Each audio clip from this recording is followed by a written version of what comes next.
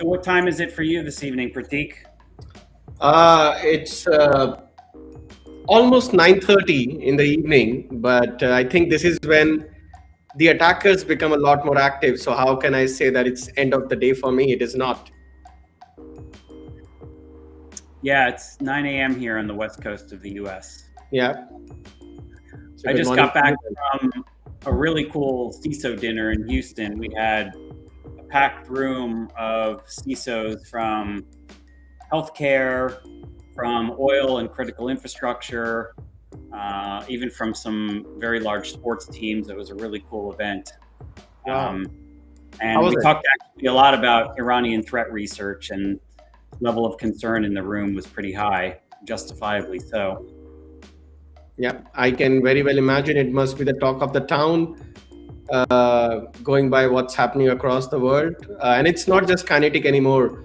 I mean, if you look at all the previous kinetic wars that have happened in the last 5 to 7 years, it has been preceded by a cyber activity and a cyber war, and then followed by the kinetic war. And at the same time, of course, it is always that the cyber warfare is happening in parallel with the kinetic war. So it's no longer two distinct fronts. I think it's a part of the same escalation that happens. Yeah, correct. Well, we're at the top of the hour. Maybe we can go ahead and get started in just a second. If we can get the slides back up on the screen, that would be great.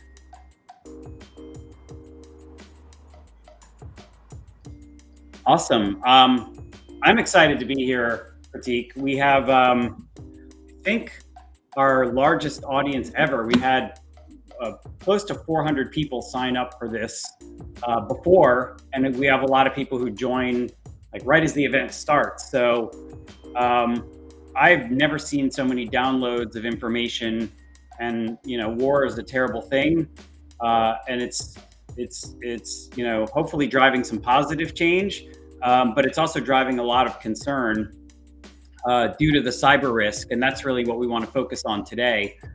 Maybe I could just start by introducing myself and saying hello. I'm Dan Schoenbaum. I'm the Chief Marketing Officer from HivePro, and this is a very near and dear topic to me. I have a background in threat intelligence. I've been in threat intelligence for the last 7 years, doing a lot of work with network intelligence for military, for government, and large organizations.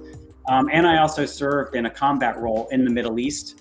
So, this is a topic that's means a lot to me personally. And, we're here today to talk about the threat in the Middle East and, of course, deliver information and threat intelligence that can help you as an organization.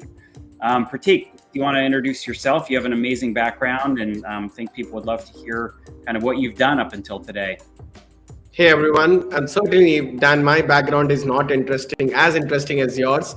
You have served wars and so many other things. But yes, hi everyone, Prateek Bhajanka, Field CISO. I am an ex-Gartner analyst, Magic Quadrant author, overall 15 years of experience serving across different roles in cybersecurity, consulting, research, advisory, evangelism, cybersecurity operations, engineering, and whatnot. And I'm really excited to be here. The topic is definitely something very timely, very important, because there are a lot of lessons to be learned and a lot of different actions to be taken to make sure that we are prevented, or we are safeguarding ourselves from the heightened cyber activity. Awesome. Well, thanks for joining me today. I know this is the first time you've done one of these, and I'm happy to have you here. I just want to start out by sharing a quick story. I just last night flew back from an event. HivePro hosted a packed room full of CISOs in the US, here in the US, in Houston, Texas. And the room was full of CISOs from different backgrounds. We had oil and gas, critical infrastructure, healthcare, even some large sports teams, large public companies in the room. And I never like to present to an audience unless I know a little bit about that audience. And I started with this slide and I asked them, what is your level of concern for the Iranian cyber threat? And, we had, by the way, we just produced a whole report on the threat And a new report has come out today. We're going to share that at the end of the presentation. So, before I presented that report to the audience, I asked them this question. And I said, is your level of support low? Show of hands. And thankfully, nobody's hand went up. And about a third of the room indicated that they were concerned. And 2/3 of the room said that they were very concerned. So they wanted to understand who the threat actors were, their TTPs, how to respond. And so, we had a great discussion. And actually, one of the people in the room, a CISO for a large oil and gas company, put up her hand and said, a week ago, I was concerned, but now I'm very concerned. Why is that? And it's specifically because the attack on Stryker. And so, leading into it, I just kind of wanted to give an update. We've been doing these every week. And just in the last week, since we did our last LinkedIn Live, the threat landscape has changed. Like, obviously, this war has continued. We're about 30 days into it. And despite a complete and total blackout of the internet in Iran through the use of Starlink terminals, and obviously not every threat actor or adversary is in Iran, we're actually tracking over 60 threat groups and 53 pro-Iranian groups. Some of them actually Russian, North Korean, Chinese, are waging really cyber war, not just on the US and Israel, but on many large corporations. So just like I said, in the last week, from the first report that came out to the second report, which we're issuing today, the attack surface has changed, right? They're now going after mobile device management, weaponizing Microsoft Intune, going after IP cameras, which is a very sophisticated and sinister attack, where they're actually, we'll talk about this a little more, but actually tapping into IP cameras to understand when and where drones are landing. That may not impact your business, but it shows you the level of sophistication here by the attackers. But what's important is that this is expanding. The number of threat actors has gone from 6 Iranian APTs to over 10. Hamas is involved, Russian, Pakistani actors. So this is really dynamic, and it's changing every day. And I think even more scary for corporations is that the number of malware families has gone from 5 to over 20. And so really, really prolific, dynamic, changing every day. And this is something you really need to be on top of, which is why we urge you to download the latest threat report, which we'll share at the end of this presentation. Who are the most active threat actors? Some of these are names you've probably seen in the news, or if you're reading threat research from other providers. There's a lot of good data out there. Probably the biggest name is Void Manticore. They go by a couple of different names, but that's primarily their name. They're backed by the Iranian Ministry of Information and Cybersecurity. But they're the ones who launched the attack on Microsoft Intune, which impacted Stryker. But they also breached FBI Director Kash Patel's own personal email. By the way, a lot of these attacks and reports aren't actually mentioned in the news. So there's a lot of activity that's completely unreported out there. So there's much more than you realize. But probably the other most active threat group is Muddy Water, also known as Static Kitten, launched 9 new malware groups, and they're going after the U.S. critical infrastructure, airports, defense, banks, and oil and gas being another. And these attacks are typically wiper type attacks where they're going in just trying to cause damage, right? They're trying to erase devices, eliminate information, exfiltrate data. So, really attacks really just trying to cause maximum damage. So I just briefly, before Prateek is actually going to show some of the ways that you can potentially defend yourself and reduce your risk. But I just want to touch on these attacks. Mentioned this earlier, the Stryker attack happened about 10 days ago, but we're learning more and more about it. Medical corporation, very, very large, went after them and didn't go after your typical CVE. They actually weaponized Microsoft's Intune and were able to wipe devices, exfiltrate data, lock up medical devices that were currently being in use live with patients. So That was really damaging. And then the other attack, which I mentioned earlier, is that the IRGC is actually tapping into IP-based cameras, and they're using that footage to calibrate drone strikes and realize like how accurate these drones attacks are, and basically make their drones more accurate by looking at live video footage. Does that impact you as a company? Probably not, but the point is these attacks are very sophisticated. They're hacking into cameras. They're using this, by the way, to target AWS, but it just shows you the level of sophistication and persistence by these threat actors. So definitely be aware of the TTPs and types of attacks, because they're not just targeting cameras in the Middle East. They're going after US critical infrastructure and really targeting organizations all over the world. Prateek, with your background as a field CISO, and you've done a lot of really critical work in this space, maybe can you just touch on what's an appropriate defense strategy, and how do you feel about some of these pillars that we're recommending? And this, of course, is coming from HiveForce Labs. What's your spin on this? What advice would you like to offer to the audience? Absolutely, Dan. And whenever it comes to giving recommendations to the cybersecurity leaders, I always start with the fact that rather than jumping onto the solution, let's first understand the problem. I think you laid down the problem clearly, very well. So let me pick up one of the attack types, the Handala attack and the striker attack, and let's see how can we fix that problem.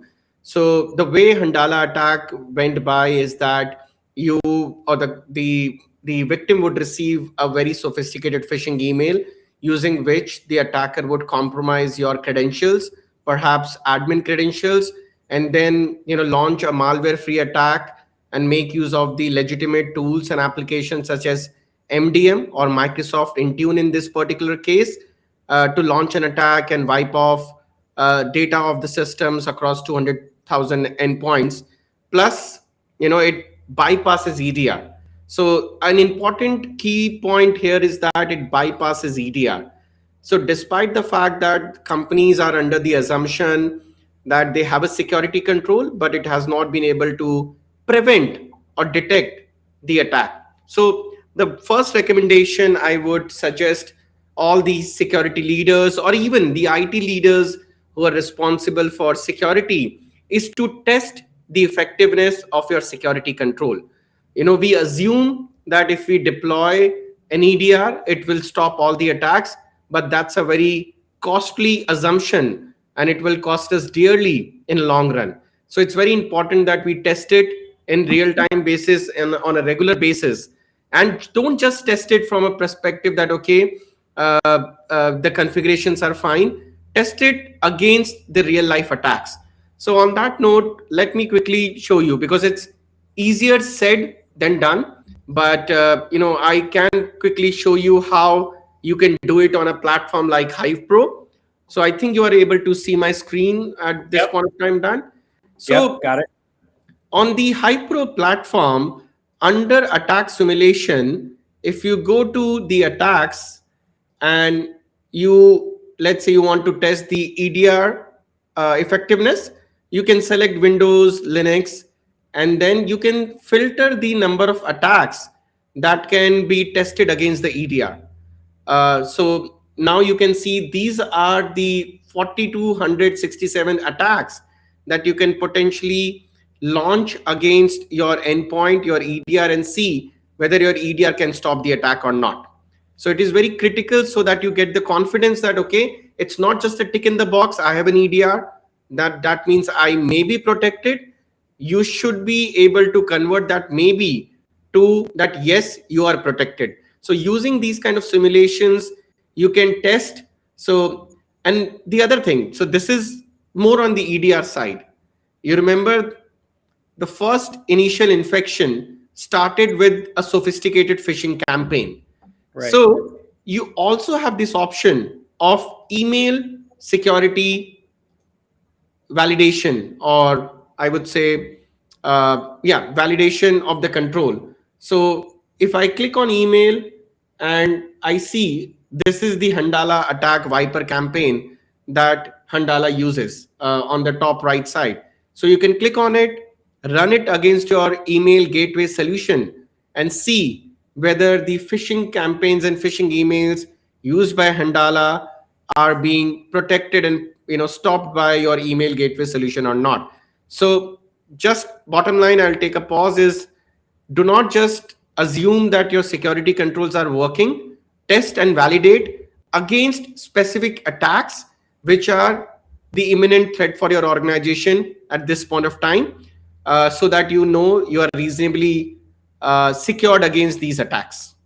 So I guess if I could just interject, what I want to point out here is if you go to our website, all of this threat research that we have is free and it's available. And I think we have about 10 different reports on Iran that you can download. But what we've done here is we're actually linking the threat research, which is finished intelligence. It's not machine readable, it's finished, which means anybody in your organization can read and consume it. But we actually take that threat intelligence and we put it into the product. So then you can take what we know about the attack, the TTPs, and what Prateek has shown here is breach and attack simulation. Are you ready for that attack? Will you be able to defend it? Do you have the right controls in place? So we're actually linking threat intelligence to the product. So you can look for vulnerabilities that they may be going after or test certain controls that you have in place to see if your defenses are in effect, proper and in place. And are you going to be able to stop those attacks? Absolutely. No, absolutely. Because I think that has been a critical problem, as I mentioned, in 2018 or 2016, was it? WannaCry. I mean, even in case of WannaCry attacks, the EDRs were able to prevent those attacks. But because of one false positive, admins quickly disable a particular feature, because of which these kind of attacks become a huge success that they are today.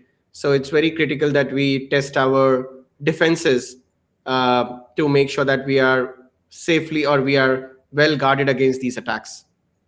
Got it. Well, we're almost out of time, Prateek. Any other key things you want to cover or words of wisdom that you can offer for the audience? Absolutely. In fact, this is something I wanted to cover. So you may notice in the last 1 month, the number of supply chain compromises have increased significantly.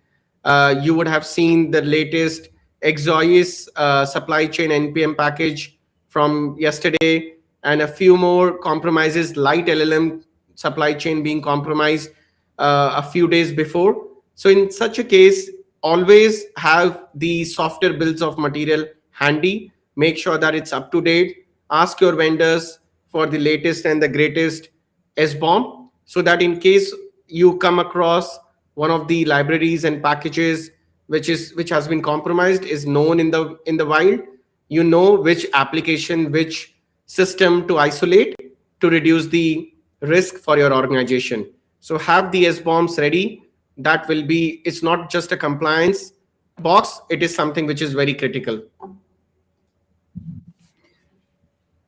Great. And just to wrap up, I want to touch on one other thing. I mentioned earlier that we have threat research. This should be, yep, it's up on the slide now. So I'm really proud of our team. HiveForce Labs is a large group that works 24/7.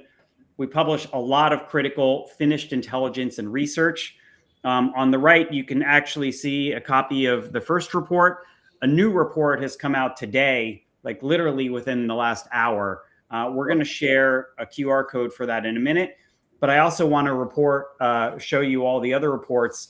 These are just screenshots. All of these are reports that have come out really since our last LinkedIn Live, the top the top 4 since our last report. We have a lot of information on these threat actors that goes very, very deep on their TTPs, what CVEs they're going after, how to detect, how to respond, how to protect yourself. So all that's free. It's on our website. Feel free you can actually download a PDF and share it.